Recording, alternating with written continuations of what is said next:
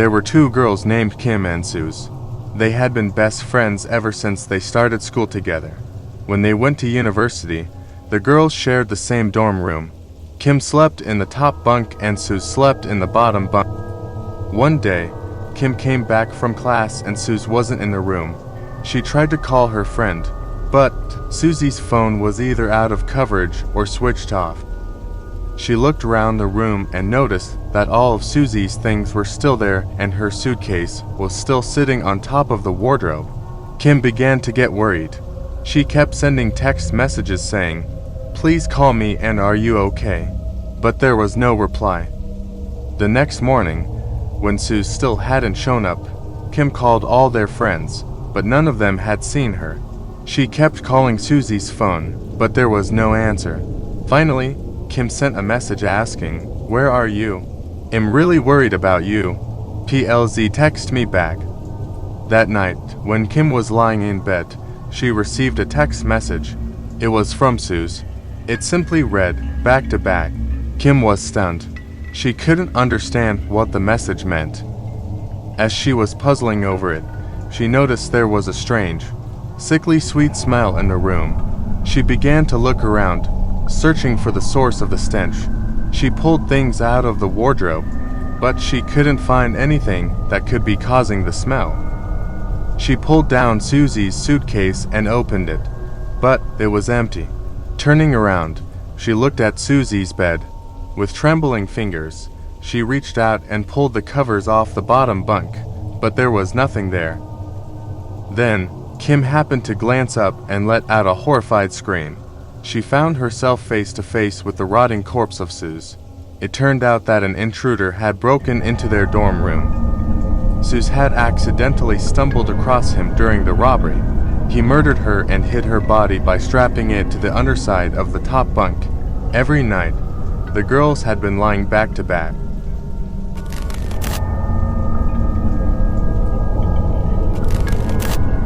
When I was just a kid, I had an imaginary friend. At least, I thought he was imaginary. Today, I'm not so sure. I would see him from time to time around my house. He was a man and he lurked in the shadow. He was completely black from head to toe, and his skin was charred and pock-marked, like a burnt match. I couldn't make out his face or any other features. All I could see were his red eyes. He had the most terrifying red eyes. Even now, when I think of them, it gives me the chills. He appeared at random and without any warning. I would be playing with my toys and all of a sudden, he would be there. He never made a sound. He never said a word. He never did anything except stand there, staring at me and smiling. Then, he would vanish as quietly and as suddenly as he had come. As time went by, I got accustomed to his presence. It got to the point where he would appear and I would just glance at him, then go back to playing with my toes. I could always feel his eyes on me as he was standing ever so close or ever so far away. My family knew about him, but they never saw him themselves. My mother and father thought it was cute that I had an imaginary friend, but when I described him to them, they got a little creeped out. My sister was the only one who believed he was real and she said she was scared of him. One time, I had just finished going to the toilet and was washing my hands. I was standing on a little stool so I could reach the sink. All of a sudden, I saw the man out of the corner of my eye. He was walking up the stairs. I called my sister and told her the man was here. She came running over, but just when I was about to point at the man, he walked backwards down the stairs until he was out of sight. When she left, he came creeping back up the stairs. I gave up trying to show him to people because he clearly did not want to be seen. Eventually, my parents moved house. I remember seeing the man with the red eyes watching as the moving van pulled away. He didn't follow us and I didn't see him again after that. I dismissed him as a figment of my childish imagination. Years passed and I forgot about him. Then, one night, when I was 16 years old, I was walking upstairs to my bedroom. It was after midnight. As I was walking down the hallway, something emerged from one of the other bedrooms. It stepped out into the light, and I realized, to my horror, that it was the man with the red eyes. I stopped in my tracks and froze. My heart was in my throat. He just stood there, staring at me. The red eyes burned bright, and he flashed me a malicious smile. Then, still staring at me, he slowly walked across the hallway and into my bedroom. If this was a movie, perhaps I would have chased him down and forced him to tell me who or what he was. Perhaps it would have ended in me fighting him to the death. But this wasn't a movie. It was real life, and I did neither of these things. I simply turned around, ran back down the stairs, and fled from my house.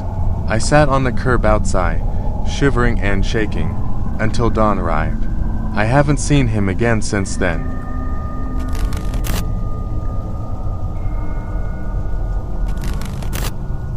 I got a job working for a courier company.